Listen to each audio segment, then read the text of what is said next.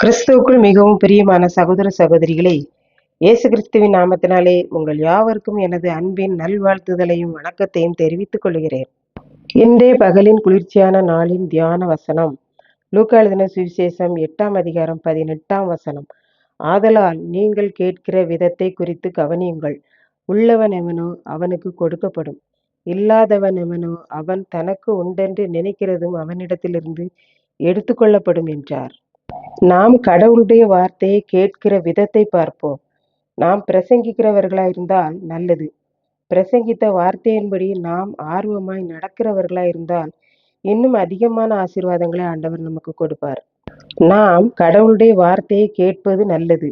கேட்ட வார்த்தையின்படி ஆர்வமாய் செய்வது அதைவிட நல்லது.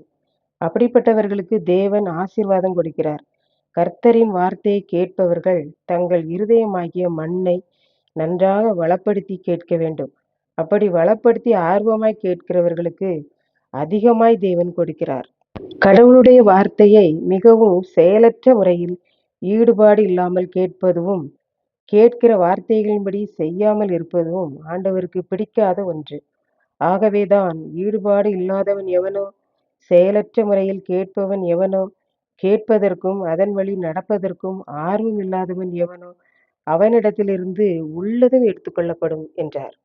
அடுத்ததாக கர்த்தருடைய வார்த்தையை எப்படி கேட்டால் அவனுக்கு கொடுக்கப்படும் என்றார் என்று பார்த்தால், கர்த்தருடைய வார்த்தையை நாம் ஆர்வமாக கேட்க வேண்டும், கவனமாக கேட்க வேண்டும், பக்தியோடு கேட்க வேண்டும், ஜெபத்தோடு கேட்க வேண்டும், விசுவாசத்தோடு கேட்க வேண்டும். இப்படி கேட்பவன் எவனோ அவனுக்கு கொடுக்கப்படும் என்று பார்க்கின்றோம். அவருடைய வார்த்தையை யார் மகிழ்ச்சியோடு கேட்கிறார்களோ, ஆர்வத்தோடு கேட்கிறார்களோ அவர்களுக்கு அவருடைய ஆன்மீக செல்வங்களில் இருந்து அதிகம் கொடுக்கப்படும் என்று பார்க்கின்றோம். இப்படித்தான் 2 மின் விசிறிகள் சுழன்று கொண்டே ஒன்றுக்கொன்று பேசிக் கொண்டிருந்தது. திடீரென ஒரு மின் விசிறி பழுதாகிவிட்டது. அதனால் அது சுழல முடியவில்லை. அப்பொழுது பழுதடைந்த மின்விசிறியை வீட்டுக்காரர் மின்சாரத்தை நிறுத்திவிட்டார். அதற்கு அந்த மின் விசிறி வீட்டுக்காரரிடம், எனக்கும் மின்சாரத்தை தாருங்கள், நானும் ஓட வேண்டும், உங்களுக்கு காற்றை தர வேண்டும் அல்லவா என்றது. அதற்கு அந்த வீட்டுக்காரர் சொன்னார், பழுதில்லாமல் ஓடக்கூடிய மின்விசிறிக்குத்தான் மின்சாரம் தேவை. அதற்குத்தான் மின்சாரம் கொடுக்கப்படும். பழுதடைந்து ஓட முடியாத உனக்கு மின்சாரம் கொடுக்கப்பட மாட்டாது. உன்னை பழுது நீக்கி ஓட விட்டவுடன் உனக்கும் மின்சாரம் கிடைக்கும்படி செய்கிறேன் என்றார். இப்படித்தான் இயேசுவும் மனிதர்களில் ஆர்வமுள்ளவனுக்கு அவருடைய கிருபையை பொழிகிறார்.